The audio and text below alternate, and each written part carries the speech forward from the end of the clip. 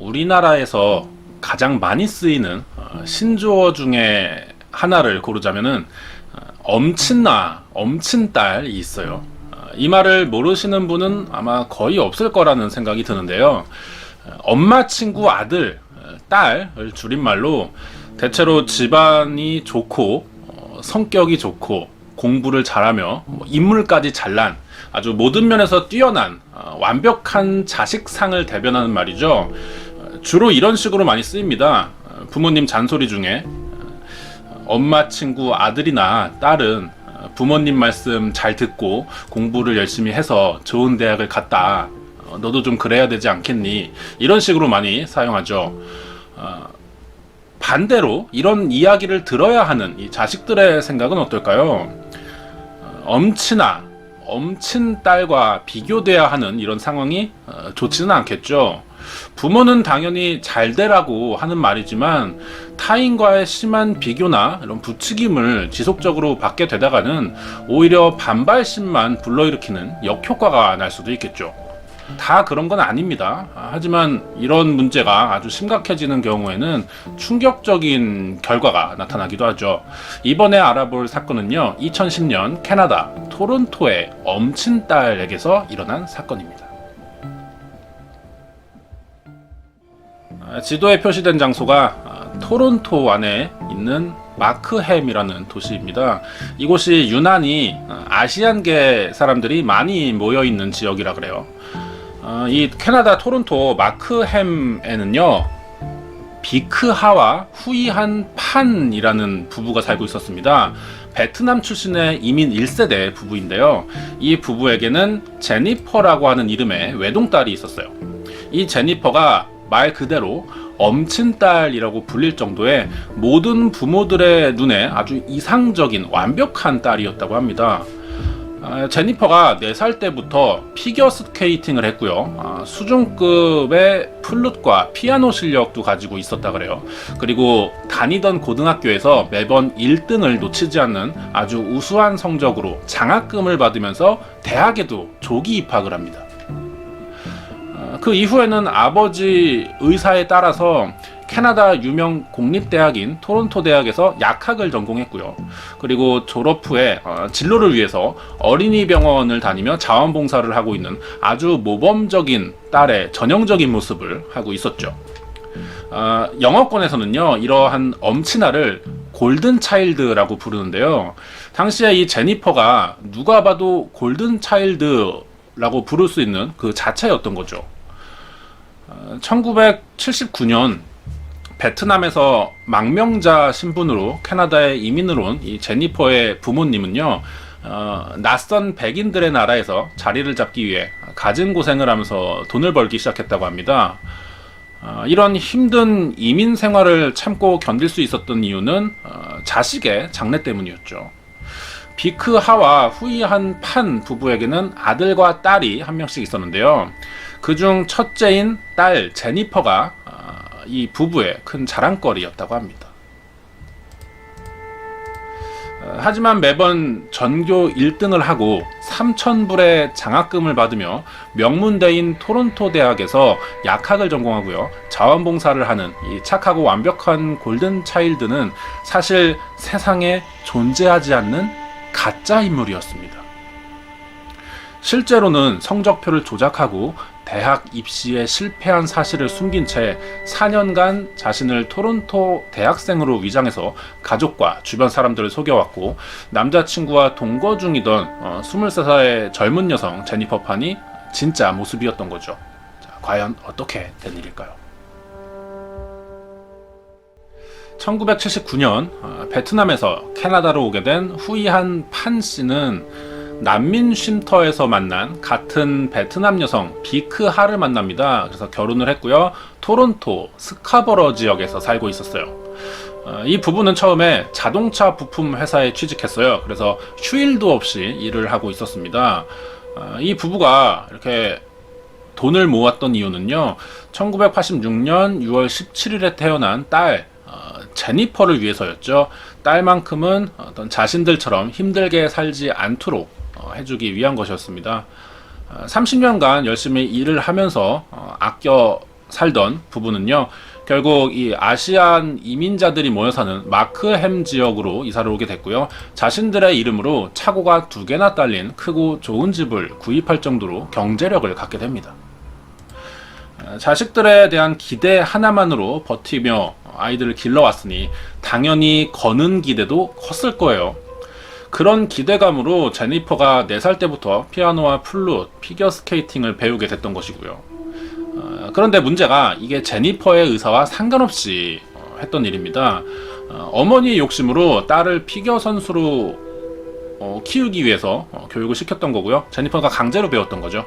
이렇게 어릴 때부터 부모의 기대를 받던 제니퍼는 자신의 의사를 제대로 말한 적도 없습니다. 거절 한번 못 해보고 몇 년간 올림픽 출전을 목표로 하는 강도 높은 훈련을 받고 있었어요.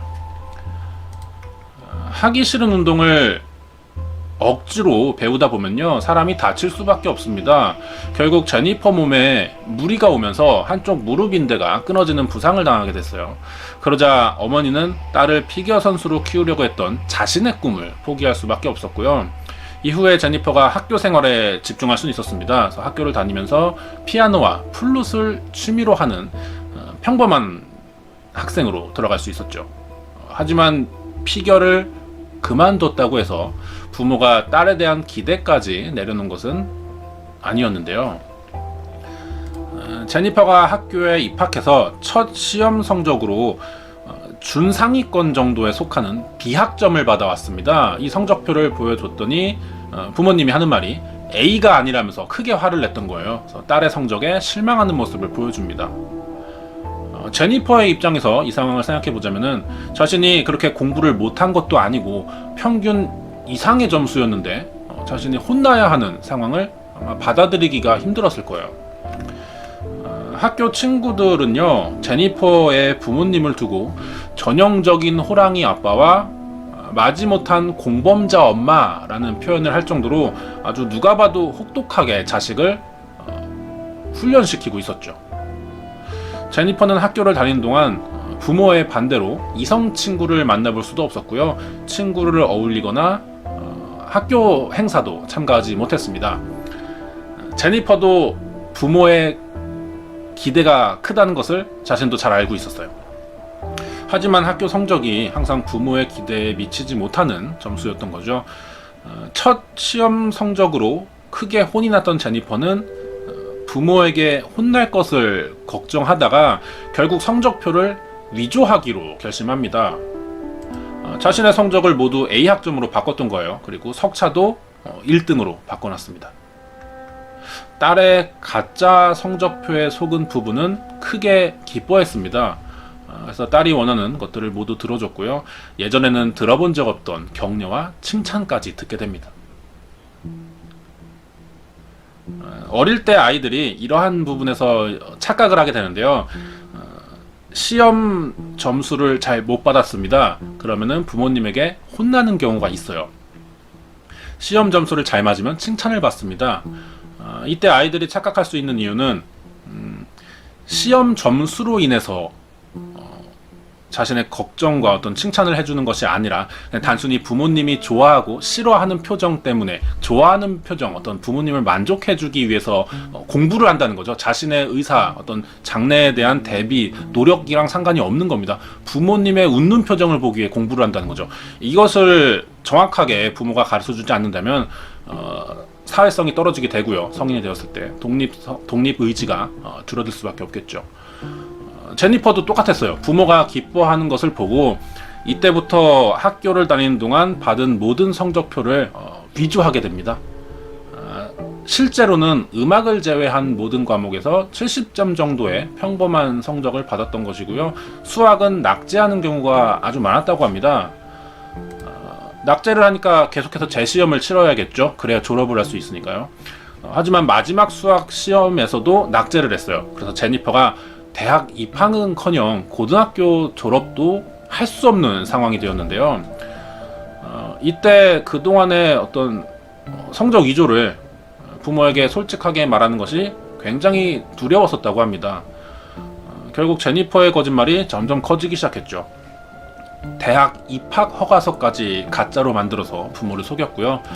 의심을 피하기 위해서 해당 대학에서 3,000불이나 되는 장학금을 받게 되었다는 가짜 문서까지 만들어냈어요. 이런 식으로 한번 저질러 놓은 거짓말을 덮기 위해서는 더 큰 거짓말이 계속 필요했습니다.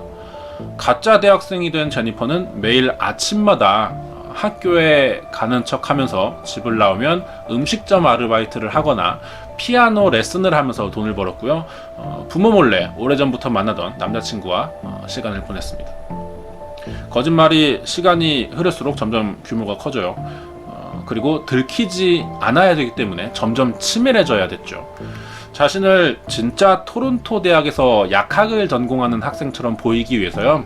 중고 서점에서 관련 책들을 구매하거나 가짜 수업 노트를 만들어 뒀고요. 어떤 자신의 전공과 관련이 있는 신문 기사가 나오면 스크랩을 했고 비디오 영상도 모아뒀었다고 합니다. 심지어 부모에게 거리가 멀어서 통학하기 힘들다는 이유로 학교 근처에 아파트를 얻어달라는 부탁도 했어요. 이곳에서 남자친구와 동거를 시작했던 거죠. 제니퍼의 부모는 아무것도 모른 채 이웃 사람들을 만날 때마다 딸의 자랑을 했었고요. 마크엠 지역의 아이들은 부모에게 항상 이런 말을 들었습니다. 판 부부의 딸만큼만 자라달라 라는 잔소리를 들으면서 지낼 정도였다고 합니다. 이렇게 제니퍼가 자신을 가짜 대학생으로 꾸민 지 4년이 지난 어느 날이었습니다. 곧 다가올 학교 졸업식에 참석할 생각으로 들떠있는 판 부부에게 아주 충격적인 소식이 전해지는데요. 제니퍼 말에 의하면 토론토 대학의 졸업식은 초대권이 있어야 부모님을 부를 수 있는데 자신은 이 티켓을 구하지 못했다면서 부모님에게 절대 학교로 오지 말라라는 말을 듣게 된 겁니다. 상식적으로 학교 졸업식에 티켓을 사야 된다는 말은 이해하기가 힘들죠. 부모님도 같은 생각이었습니다. 이런 말도 안 되는 핑계를 대는 딸을 보고 그때부터 조금씩 제니퍼가 뭔가를 숨기고 있다는 생각을 하게 됐고요. 결국 이 생각이 딸을 의심하는 결과가 됩니다.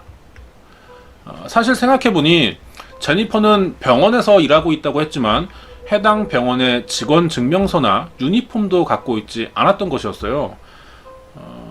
의심에 확신이 든 어머니 비크하는 결국 일하러 나간다, 출근한다는 딸의 뒤를 몰래 따라가 보기로 결정합니다. 그리고 음식점에서 아르바이트하는 딸을 보게 되면서 이 7년간 이어진 제니퍼의 거짓말들이 결국 드러나게 되었죠. 이 사실에 가장 충격을 받은 사람은요, 제니퍼의 아버지 후이한 판이었습니다. 아버지는 딸에 대한 기대가 남달랐기 때문에 자신이 바라던 대로 자라준 제니퍼를 아주 자랑스러워하고 있는 사람이었는데요. 이 모든 게 가짜라고 밝혀지니까 아주 말할 수 없을 정도의 큰 충격을 받았겠죠. 어머니인 비크하도 마찬가지로 큰 충격을 받았고요. 7년이나 되는 긴 시간 동안 부모를 속여왔다는 사실을 용서할 수가 없었습니다. 이 일로 제니퍼는 20살이 넘은 성인이 되었지만 부모로부터 휴대폰을 압수당한 채 외출 금지를 당했고요. 동거 중이던 남자친구와도 만날 수 없게 되었죠. 제니퍼의 부모는 딸을 집안에 가둔 후에 다시 한번 제니퍼에게 대학 입시를 준비하도록 강요했습니다. 제니퍼는 부모가 일방적이고 강압적인 결정을 했지만 자신이 거짓말을 오랫동안 해왔기 때문에 아무런 자신의 의사를 밝히지 못했어요. 그냥 고개를 숙인 채 속으로 끓어오르는 분노와 불만을 삭힐 수밖에 없었죠. 제니퍼의 거짓말들이 밝혀진 지 1년이 지납니다. 2010년 11월 8일 밤이었는데요. 마크엠에 사는 판 부부의 집에 강도 3명이 침입하는 사건이 일어납니다. 강도들은 얼굴에 마스크를 쓰고 총을 든 채 집안에 있던 제니퍼를 결박했고요. 부모를 향해 총을 쐈습니다. 집안이 아주 난장판이 됐죠. 이 사건으로 제니퍼의 어머니는 강도가 쏜 총에 맞아 즉사했고요. 아버지도 큰 부상을 입고 정신을 잃고 쓰러집니다. 그 뒤에 강도들은 집안을 뒤져서 귀중품과 돈을 챙겨서 달아났어요. 온몸이 묶여있기는 했지만 다행히 크게 다치지는 않았던 제니퍼는 강도들이 사라진 후 신고를 했죠. 그래서 경찰과 구급대원이 이 집으로 출동하게 됩니다. 처음에 현장을 본 경찰은요, 단순 강도 사건이라고 생각하고 있었어요. 하지만 사건이 일어난 날 총에 맞아 의식 불명인 채로 병원에 실려온 제니퍼의 아버지죠, 후이한 판이 깨어나게 되면서 이 사건의 전모가 밝혀지게 됩니다. 판 부부의 집 강도 사건은요, 약 1년 전 딸 제니퍼의 거짓말이 들통난 이후에 벌어졌던 사건들 때문이었어요. 철저하게 감시받으면서 방 안에 갇혀 살던 제니퍼는 친구의 SNS를 통해서 부모님의 반대로 강제로 헤어지게 된 전 남자친구가 새로운 여자친구를 만나고 있다는 소식을 알게 된 겁니다. 이 소식에 제니퍼가 크게 화를 냈고요. 부모님의 의사로 강제로 헤어졌기 때문에 이런 일이 벌어졌다라고 생각을 했던 거죠. 그래서 남자친구의 마음을 돌리기 위해 친구들을 통해 남자친구에게 연락을 해서 연락이 닿게 됐고요. 최근에 자신이 겪고 있던 일들을 털어놓게 됩니다. 그런데 이 일이 부모님과의 갈등에 관한 문제가 아니었어요. 제니퍼가 남자친구에게 했던 말은요, 최근에 경찰 신분증을 보여주며 집안에 들어온 여러 남자들에게 강간을 당했다라는 말을 한 겁니다. 이 일로 몸과 마음이 너무 힘들기 때문에 남자친구에게 자신을 지켜달라라는 부탁을 했던 것인데요. 이 이야기도 사실 일어난 적이 없는 제니퍼의 거짓말이었습니다. 남자친구가 이 말에 속아서 결국 제니퍼와는 다시 만나게 됐어요. 이렇게 제니퍼는 남자친구까지 속여서 자신이 원하는 것을 얻어내기 시작합니다. 거짓말을 통해 원하는 것을 얻어내면서 아마 쾌감을 느끼게 됐을 거고요. 점점 이 거짓말에 제니퍼는 중독이 되었던 것 같습니다. 제니퍼가 남자친구를 계속 만나는 일에 방해가 되고 있는 것은 부모님이라고 생각했습니다. 딸의 거짓말 이후 부모는 남자친구인 다니엘을 아주 못마땅하게 생각하고 있었고요. 딸에게 화를 내고 폭언을 하는 등 이전과는 아주 다른 폭력적인 태도로 제니퍼를 대하고 있었어요. 결국 이런 부모에 대한 화를 참을 수 없는 지경에 다르게 되자 남자친구를 통해 자신을 도와줄 사람을 찾아 연락을 시도합니다. 그 대상이 바로 전문 살인 청부업자인 데이비드 밀바 가남과 램포드 크로우포드, 에릭 크래프트 3명이었어요. 제니퍼와 남자친구는 전문 청부업자들에게 강도를 가장해서 부모님을 살해해주는 대가로 제니퍼가 받게 될 부모님의 유산을 내걸었습니다. 우리 돈으로 5억 정도에 달하는 50만 달러를 주겠다는 약속을 하죠. 그렇게 2010년 11월 8일에 강도 사건이 벌어졌던 것이고요. 강도들이 쏜 총에 맞은 제니퍼의 아버지는 의식이 흐려지던 도중 강도들의 대화를 엿듣고는 이 사건이 딸인 제니퍼가 아내와 자신을 살해하기 위해 벌인 자작극이라는 것을 알게 되었던 겁니다. 경찰도 사건 당시 범인들이 부모에게만 집중적으로 총을 쐈고 딸에게는 어떠한 공격도 하지 않은 것을 이유로 자작극이지 않나 하는 의심을 하고 있었지만 증거가 확실히 없는 상태였는데 마침 의식을 찾은 아버지의 결정적인 증언으로 사건을 해결할 수가 있었던 거죠. 이렇게 자식이 부모를 살해하기 위해서 전문 킬러를 고용한 이번 베트남 이민 2세의 폐륜 범죄 사건은요, 캐나다를 넘어 전 세계에 알려지게 되었고 제니퍼는 추락한 골든차일드라는 별명을 갖게 됩니다. 강도로 위장해서 제니퍼 판의 어머니 비크하를 현장에서 살해하고 아버지 후이안 판에게 중상을 입힌 살인 청부업자 3사람은 모두 검거가 됐고요.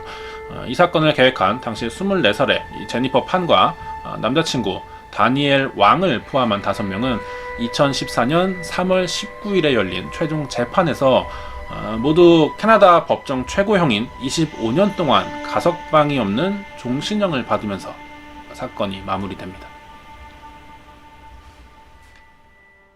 2015년에 있던 일인데요.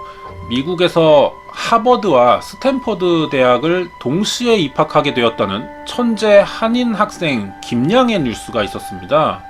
당시 우리나라까지 보도가 오면서 현지인도 하기 힘든 일을 한국 학생이 이뤄냈다면서 많은 사람들의 관심을 받게 되었는데요. 하지만 이 일도 국민이 모두 속은 여학생이 거짓말로 드러나게 됩니다. 당시 사건을 저지른 김양은요, 리플리 증후군이라는 진단을 받고 현재 국내와 미국으로 오가면서 치료를 받고 있는 중이라고 하는데요. 이번 제니퍼 판 사건과 이번 이 천재소녀 김양 사건을 함께 생각해보면 모두 부모의 지나친 기대감이 큰 요인이 되지 않았나 생각을 합니다. 자식이 잘 되기를 바라는 것은 전 세계 모든 부모들의 공통된 바람이죠. 그렇지만 자식에 대한 과도한 기대감으로 부담감을 주면요, 오히려 자식의 장래를 망치는 결과를 만들 수도 있습니다. 두 사건 모두 부모로서 자식에게 해줘야 할 교육이 어떤 것인가, 어떠한 교육이 올바른가 한번 고민해보게 되는 사건이었습니다. 이 사건은 2010년 11월 8일 캐나다 토론토 마크햄에서 벌어진 부모 살해 사건이었습니다.